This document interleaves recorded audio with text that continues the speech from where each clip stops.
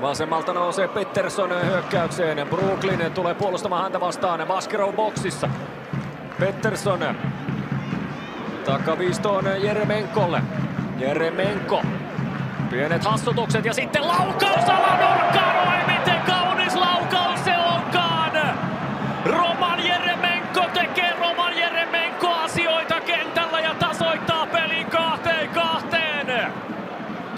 Kauden toinen maali ja se on kyllä niin mahtava laukaus alanurkkaan, että oksat pois.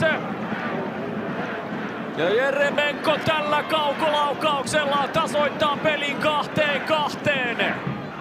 Miten tuo Jeremenkon laukaus lopulta päätyy maaliin?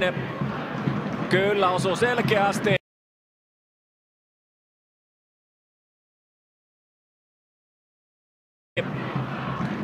Jevgeni Baskirovi voi hyvin muuten.